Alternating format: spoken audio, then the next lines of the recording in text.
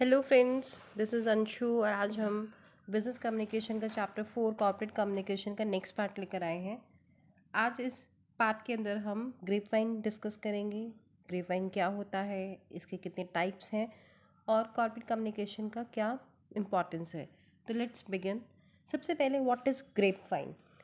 Informal communication को ही grapevine communication बोला जाता है। It is basically a channel of horizontal communication, जहाँ पर सेम लेवल के जो लोग होते हैं, यानी जो सेम लेवल पे लोग काम कर रहे होते हैं, वो इनफॉर्मली कम्युनिकेट करते हैं और जो स्पीड होती है इंफॉर्मेशन फ्लो होने की वो बहुत ज़्यादा हो जाती है। ऐसा माना गया है कि ये जो इन्फॉर्मेशन होती है जो कि ग्रेपवाइन कम्युनिकेशन के द्वारा फ्लो की जाती है, it is mostly 75 to 95% accurate. और ये जो ग्रेपवाइन कम्युनिकेशन होती है ये सभी लेवल्स ऑफ ऑर्गेनाइजेशन में काम करती है, यानी चाहे टॉप लेवल हो, मिडिल लेवल हो, सभी लेवल्स पर ये पाई जाती है। क्योंकि हम सब ह्यूमन बींग्स हैं और हमारे इनफॉर्मल रिलेशंस आपस में डेवलप हो जाते हैं, जिसकी वजह से जो grapevine communication it's very normal and it is very vital part of an organisation. अब ये जो ग्रेपवाइन कम्युनिकेशन होती है ये अनस्ट्रक्चर्ड होती है और इनफॉर्मल होती है। अब हम इसके टाइप्स पढ़ेंगे। पहला आप डायग्राम में देख रहे होंगे सिंगल स्ट्रैंड चेन। अब इस सिंगल स्ट्रैंड चेन के अंदर आप देख रहे होंगे जो डायरेक्शन है इंफॉर्मेशन को फ्लो करने की वो एक ही डायरेक्शन है, यानी लीनियर है। ए ने बी को इन्फॉर्मेशन पास की, बी ने सी को इन्फॉर्मेशन पास की, सी ने डी को पास की और ऐसे इन्फॉर्मेशन फ्लो होती रही। This chain is not very much accurate in passing the information. तो आपको डायग्राम से समझ आ गया होगा, सीरियल टाइप ऑफ चेन होती है और इसके अंदर एक व्यक्ति दूसरे व्यक्ति को, दूसरा व्यक्ति तीसरे व्यक्ति को ऐसे ऐसे इन्फॉर्मेशन पास करता है।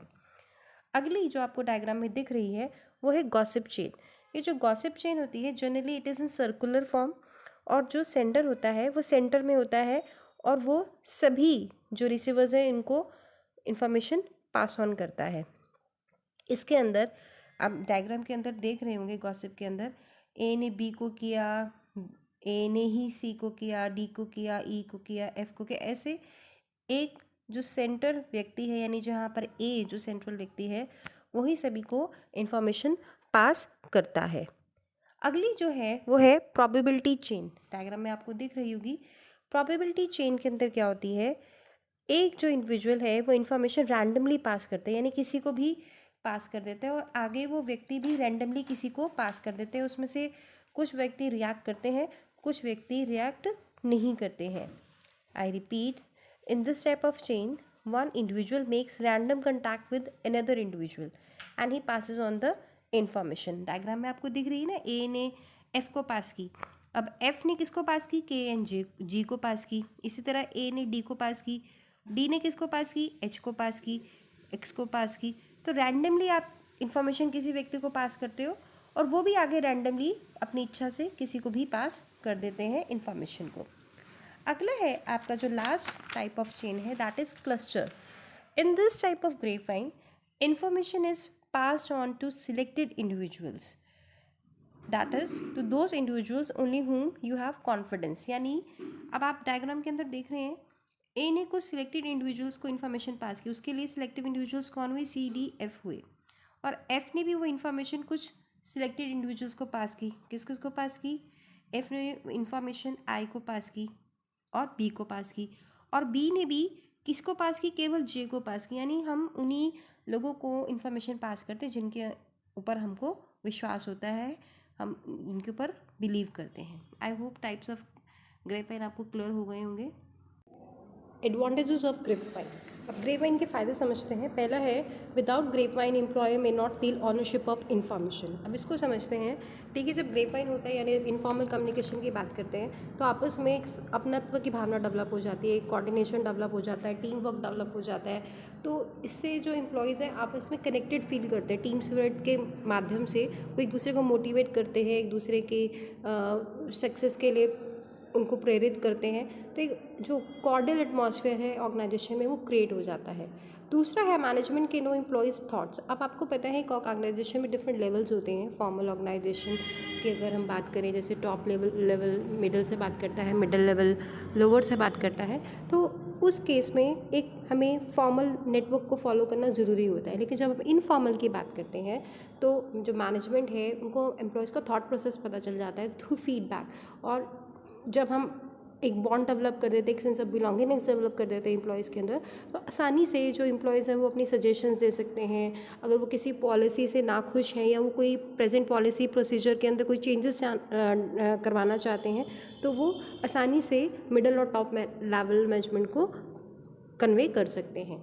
अगला है it creates a sense of belongingness and employees. अब देखिए सभी जो ह्यूमन बींग्स होते हैं दे आर सोशल एनिमल्स, और without interaction it won't be possible to do the work effectively.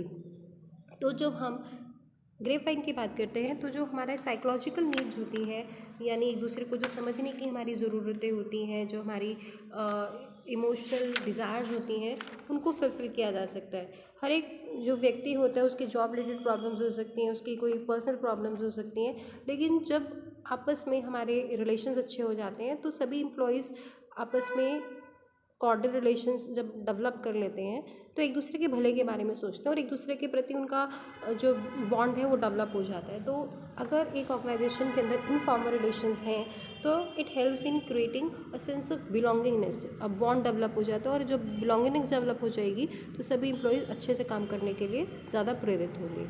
Last but not the least, most employees rely on it rather than formal communication. अब देखिए जब आपस में organisation में सभी एम्प्लॉयज़ के बीच में इनफॉर्मल रिलेशन डेवलप हो जाते हैं तो एक दूसरे की बातों पर वो ट्रस्ट आसानी से कर लेते हैं, विश्वास अच्छे से बन जाता है।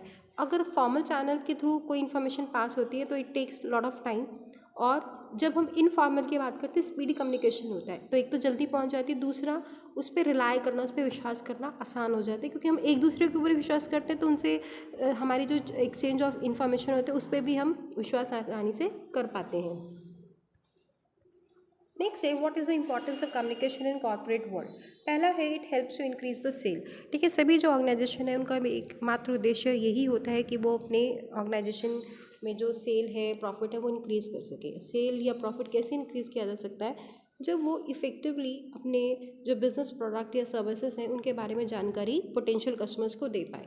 तो अगर हमारा कॉर्पोरेट कम्युनिकेशन इफेक्टिव होगा, हम आने वाली पॉलिसीज़ के बारे में, आने वाले प्रोडक्ट्स के बारे में, कंपनी की प्रेजेंट जो पॉलिसीज़ हैं उनके बारे में कस्टमर्स को, स्टेक होल्डर्स को बताएंगे, तो it helps in bringing a good image about a company. और इमेज अच्छी होगी तो ऑफकोर्स कस्टमर उस पर रिलाई करेगा और उसी कंपनी के प्रोडक्ट्स खरीदेगा, जिससे कि उस कंपनी की सेल इंक्रीज़ हो जाएगी। एक छोटा सा एग्जांपल देती हूँ आपको। जब आपको याद है मैगी के ऊपर केस चल रहा था कि उसने जो लेड कंटेंट है वो ज़्यादा यूज़ किया, जिसकी वजह से मैगी को हमारे देश में कुछ समय के लिए बैन कर दिया गया। तो उसके इमीडिएटली बाद टीवी पर एडवर्टीजमेंट्स आती थी जिसके अंदर वो मैगी की पॉजिटिव इमेज क्रिएट करना चाहते थे, बताना चाहते थे कि मैगी आपके हेल्थ के लिए सही है, उसमें मल्टी न्यूट्रिएंट्स हैं और है। तो आपने जब ऐसा पॉजिटिव मैसेज क्रिएट करने की कोशिश की, आपकी इमेज जो ख़राब हो चुकी थी, तो अल्टीमेटली आप आज देख रहे हैं Maggi again is a top player among noodles. तो आपने एक अच्छे कॉर्पोरेट कम्युनिकेशन के माध्यम से अपनी सेल्स को इंक्रीज़ किया। Secondly it helps in retaining the client. अब आप समझते हैं आप अगर अपने कस्टमर के साथ अच्छे संबंध बनाकर रखेंगे तो आपका कस्टमर आपके ऊपर विश्वास करेगा और आपके साथ टिका रहेगा, एक लॉयल्टी डेवलप हो जाती है। छोटा सा एग्जांपल देती हूँ। एक आप किसी स्टोर में जाते हैं, सपोज आप बिग बाज़ार में जाते हैं, वो आपका नंबर ले लेते हैं और आपको एनिवर्सरी पे विश करते हैं, न्यू ईयर पे विश करते हैं, या बिग बाज़ार कोई नई पॉलिसी ला रहा है, कोई डिस्काउंट ऑफर्स दे रहा है, वो आपको कंटैक्ट करने की कोशिश करते हैं, जिसको CRM बोलते हैं, कस्टमर रिलेशनशिप मैनेजमेंट। वो आपको रिटेन करना चाहते हैं, वो आप चाहते हैं कि आप किसी और रिटेल आउटलेट से सामान मत खरीदें। तो यहाँ पे क्योंकि cost of attracting a new customer is far more as to retain the old customer. तो इसी को संभलते हुए अगर हमारी कॉर्पोरेट कम्युनिकेशन अच्छी होगी तो हम अपने कस्टमर को रिटेन कर पाएंगे, उनको हम कंपनी के साथ जोड़ पाएंगे। Third it helps to implement strategies. अब आपको पता है कि ऑर्गेनाइजेशन को चलाने के लिए बहुत सारे गोल्स को, ऑब्जेक्टिव्स को हमने बनाना पता है, और these goals are establish by thinking and talking about them and then communicating them to the paper.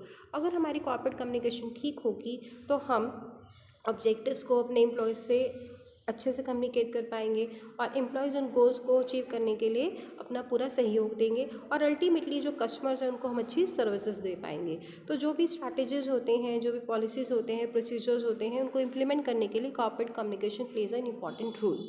Next is it helps to develop corporate branding. अब ब्रांड वर्ड कहाँ से लिया गया है? ब्रांड वर्ड का मतलब होता है आप अपने प्रोडक्ट के अंदर क्या नाम देते हैं जिससे वो बाकी सब प्रोडक्ट के साथ डिफ्रेंशिएट किया जा सके, उसको एक आइडेंटिटी मिल जाए। तो कॉर्पोरेट ब्रांडिंग के लिए आप देखते हैं हर रोज़ आप एडवर्टीजमेंट्स देखते हैं जिसके अंदर कंपनी अपने कलर नेम चेंज कर लेती है, अपना लोगो चेंज कर लेती है, अपने थीम चेंज कर लेती है।